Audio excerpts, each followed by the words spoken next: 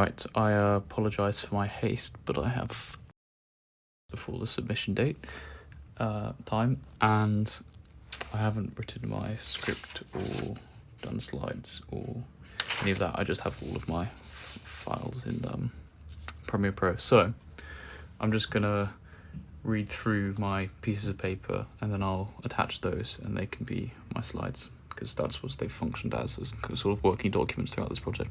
Okay. Introduction, description and title of the project. So my title is Speculative Design for Audiovisual Live Performance, Exploring the Interactions of Sounds, Spaces and Movements.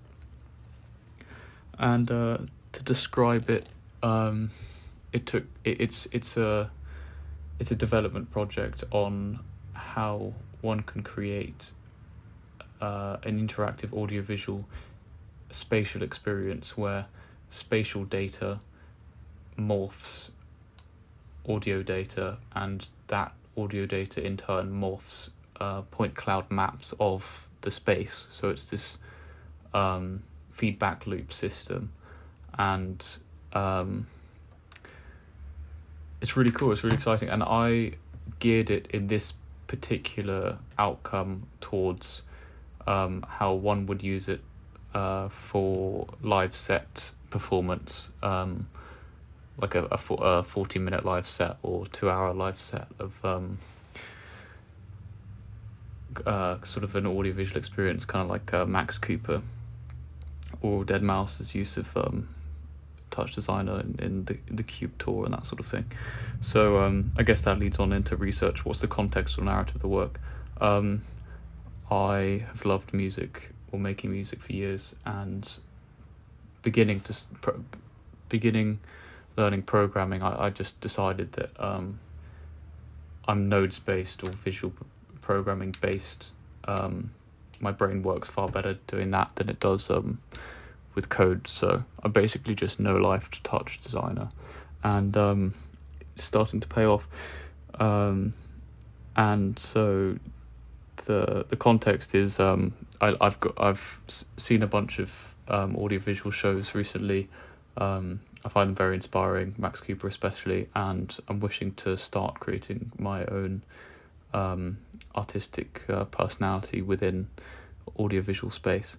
And the narrative in this context is I have just been enjoying Burial, the music artist, his album Untrue, and Overmono's new albums that have come out in the last couple of years. And I'm wishing to situate this piece, if you want to call it, within that context. So I'm sort of performing as I would on a main stage, the type of music that I've been enjoying recently. References, what inspired it? Okay, that's what inspired it. Max Cooper, deadmau5, Skrillex, and this I wanted to put a bit of a sort of trancey slant on. So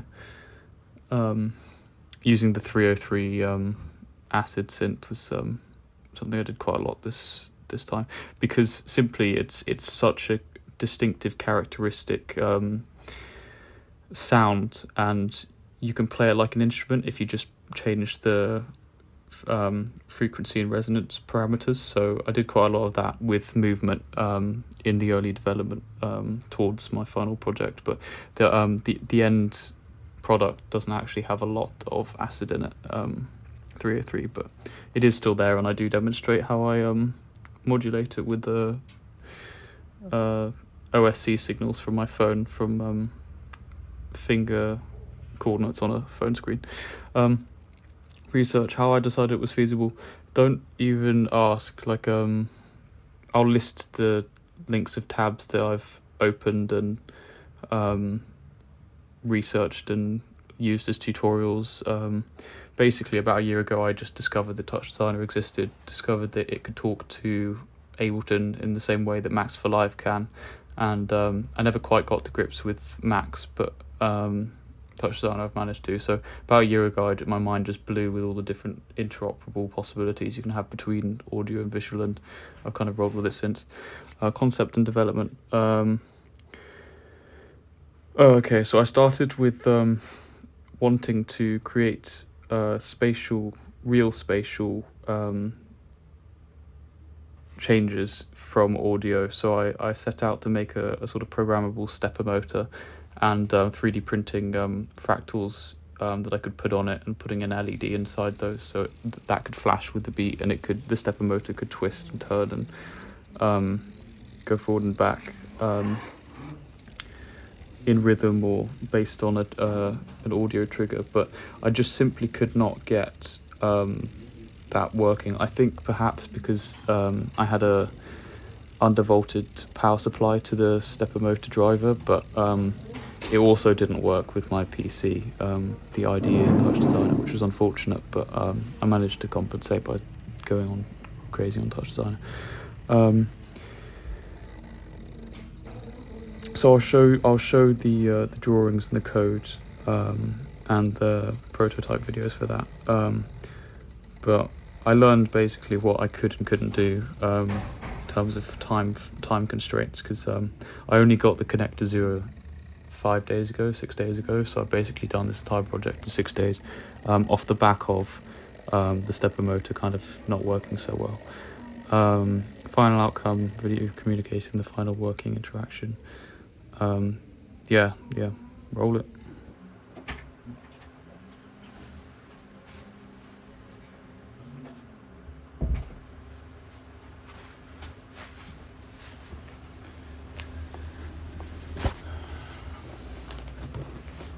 Right, so left, right, I'll put the mouse on it.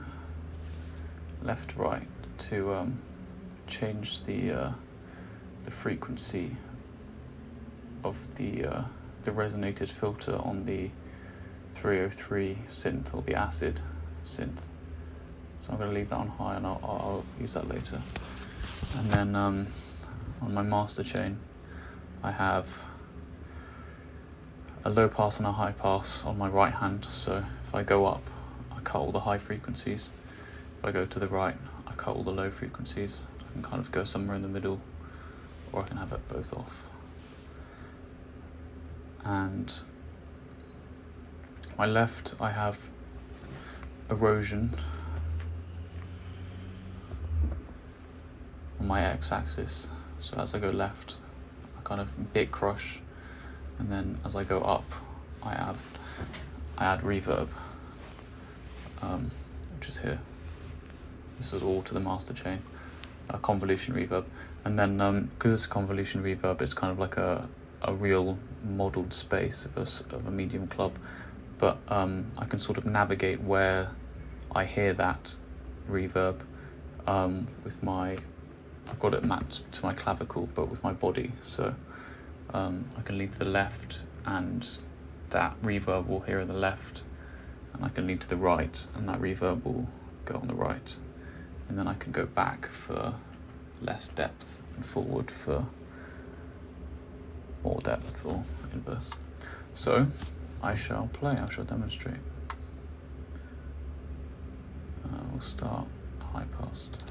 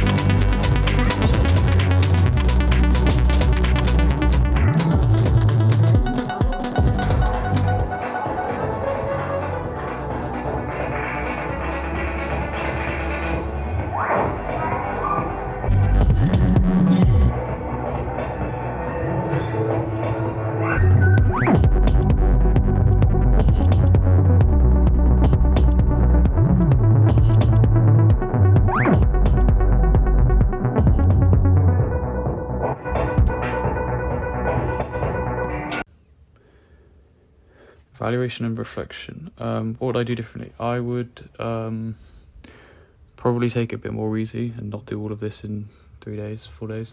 But if I had a lot more time to dedicate to it, I would do an entire audiovisual set as a DJ would, mix different effects onto them so that they can blend together or combine tracks and that sort of thing, but just with gesture control, and then that feeding into an audiovisual feedback system. I just think is sick, but I'd need a lot more time to map out a full set. Yeah, I have a focus on interactive outcomes, data visualization. Yeah, audio reactive point cloud. That was really fun to get to grips with. Speculative technologies. Yeah, definitely. And interactive installation. Yeah, so it's not really necessarily an installation. It is in the fact that anyone can walk in this room right now and interact with the system. But I think like any instrument, there has to be some level of understanding of the system. So it is far more of a speculative design piece geared towards, well, the context that I said earlier of like a live performance of audiovisual sets. And the slides will be a couple sheets of paper that have been working documents, the video, and I think I'm going to attach a link to another video which shows all of the touch designer networks, because I think that's about 14 minutes and I don't think it should necessarily be part of the presentation.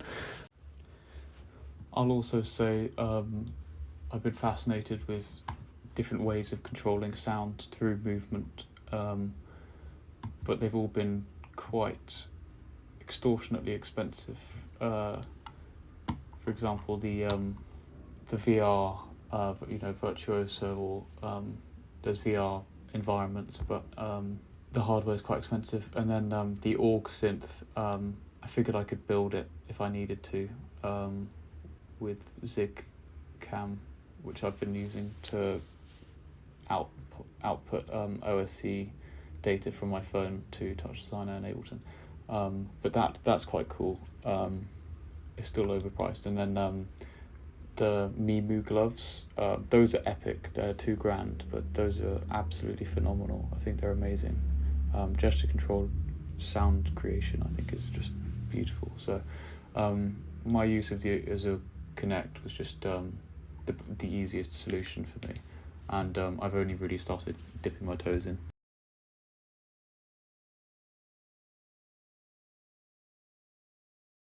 I've been doing some cool shit recently. There's me, and if I raise my hand, my right one, all the way up, all the way down, all the way up, all the way down, spanning through the waveform of this FM synth. So, sounds like this.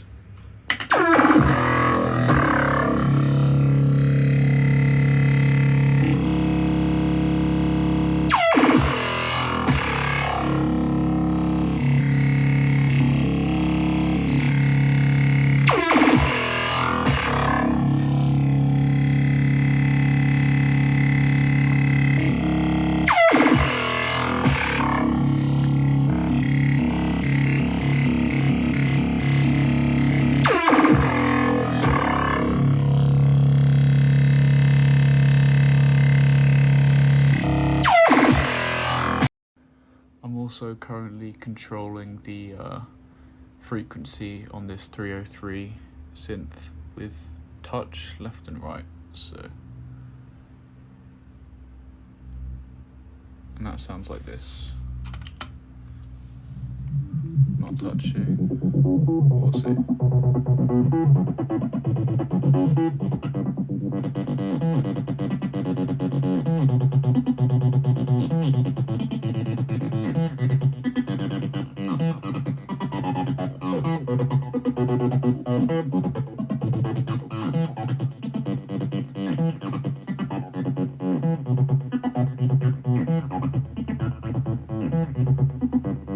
That's here in the, so this is, so every time I cross the boundary it triggers and then clap. So the reason it's not feasible is it's incredibly hard. I'm no drummer, but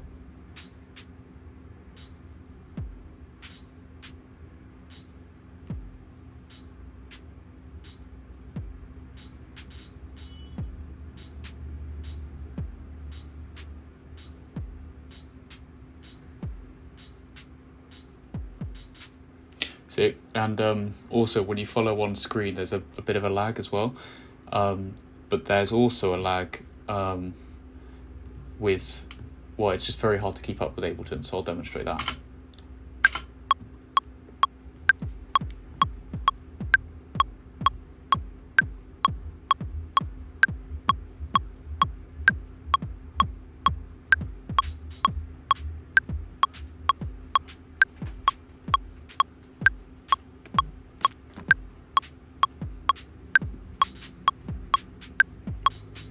So, and that's ultimately why I left MIDI behind.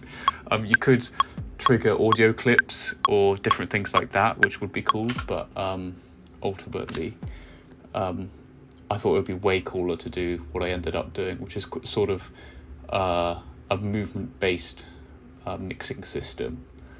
And it's a very speculative project at the moment because it can't, I'm triggering the kick, because it can apply to a live set where you have sort of 10 4-minute tracks, and you know, Ableton's running its parameters already, but as in the automation lanes, but you still have control, and that can be different control based on which track's playing. So you can kind of mix one into the other, or take the highs out of one at a moment that you want to sort of dull things down, or you know, you can change the dynamics of a live show on a macro scale through the system that I ultimately ended up with. So yeah, that's why I left the original cool factor of manipulating spatial data, my point map, with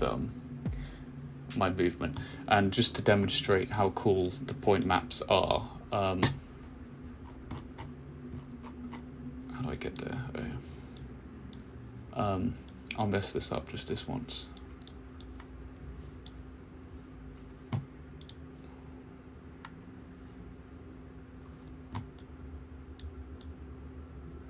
So it's a 3D. I can get behind the wall,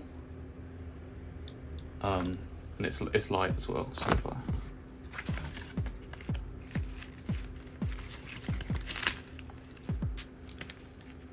Yeah, there we go.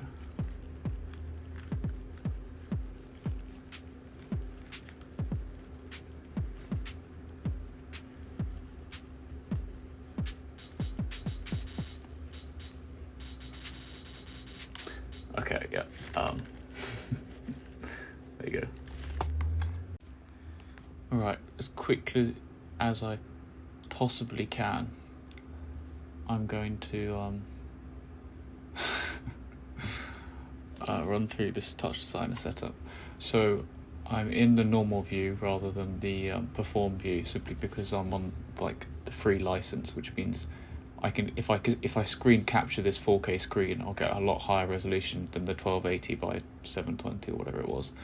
So that's why I'm in this view, and that's why I've got the XY axis here, because I can't get rid of them. So I'll just demonstrate what's going on and then stuff behind it. So we have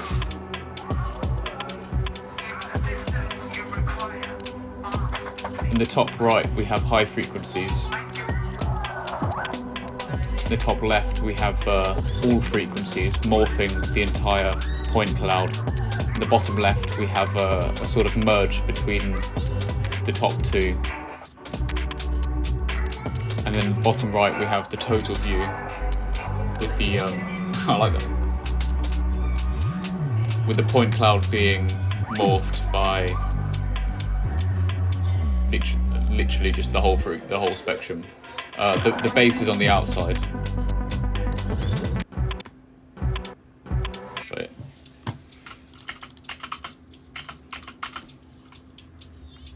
I think the base is on the inside. These are the high frequencies. And these are the low frequencies. And I'll go between them.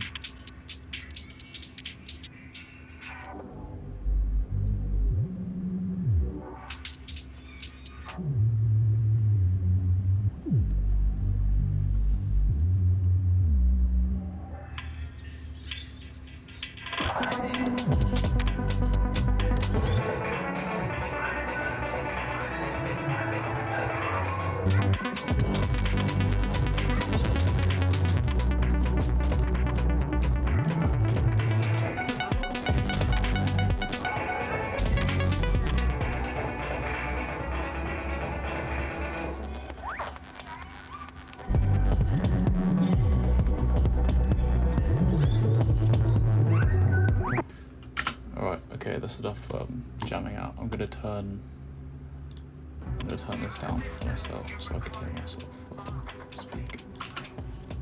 Alright. So in this network we have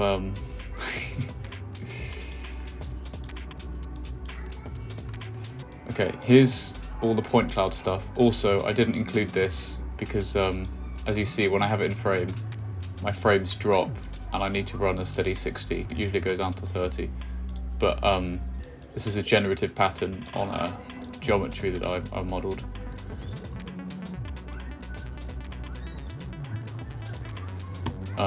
So I decided to have that not in here. The point clouds are good enough. I was going to get this audio reactive, but it's not worth it. Okay, so how do I get this to flash? Well, so this is the high frequencies. Tracing this network, it's all to do with Ableton's Live Grabber, which is running on my master chain in Ableton. And basically, these follow sort of the low, mid, high pit frequency, and then the F3 trigger is high frequency, F2 trigger is kind of mid, and F1 is kind of bass. Takes a lot of bass to trigger the F1. So F3 you can see is firing on the hi-hats, and that's feeding up to a select module which selects just that one, and then I've got a chop 2 which just turns it into sort of like the flashes, and then that's kind of modulating my point cloud geometry which I've got coming from another part of the network, and that's how I get this to flash according to the hi-hat. And then these two are a lot more complicated. Simply put, it's a select going to a chop 2, and then those chop 2s, one of them's going out.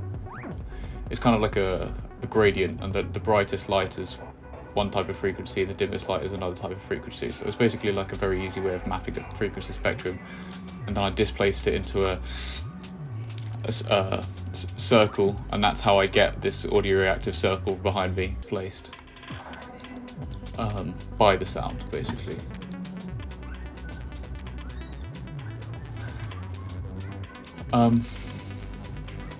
So yeah, I don't know how else to say it. Like all of that raw data is coming from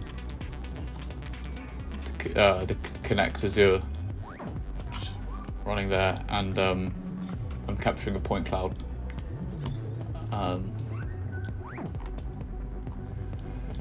Then the select side of the network here's all the raw data from the connect. It's like what I have to work with, but I've only used clavicle. I used hand tip at one point, but I'm not sure I'm using it now. But hand, left, right, X, Y, Z. I'll show you Z later, and then I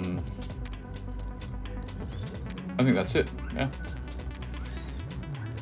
So this is just a network pulling out all of those individual different things, like his feet, but I'm not in the space to do that. Head, but I'm not really using that. But mainly right hand, left hand, X, Y, Z. Yeah, here's the fingertips. Yeah, so when I use the Z-axis, I'm using fingertips, I think. And then these are all feeding out. So that all feeds into my beautiful mapping network, which maps every different type of input with an Ableton correspondent. Now this was really, really hard to do. But yeah, here's my my mapping network of all the attributes in Ableton mapped. And so what I'll do is I'll pull the data from these with a select, so I've only got one of them. And for example, right hand X, and that goes into a math, which now this is where I've spent half of my life in the last 3 days, is minutely fine-tuning these so that especially multiply, so that I can, if you see the transform here, I can do the whole range, because sometimes you only do like 0.2 with the whole arm movement. So this basically helps me configure exactly how much measurement I want from what movements. Very, very painstaking. And that's with multiply pre-add and range, so it's not 0 to 24, it's, you know, kind of go both ways. That's especially useful for the clavicle. And then it goes into a base node, which you then map out of all of these. These are all my different tracks in the Ableton project, and then within this master track I have these, and then I pick my my high pass, and then within there I pick the specific thing which I want to change with this value, and that's how you do it. So that's on frequency, so I'm changing the frequency on the high pass there, and then on the low pass it's the same. And so this is the code that pulls the data from here to here, so null 8, null 8, and these have to match perfectly, and hand R, right hand y-axis, so this is my head position.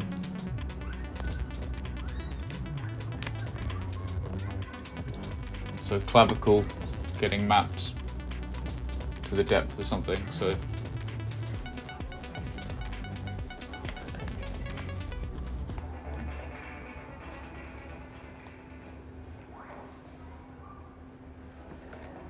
you hear that? If I lean to the right, lean to the left, lean forward, lean back, back right. So with my body movement I could situate that reverb.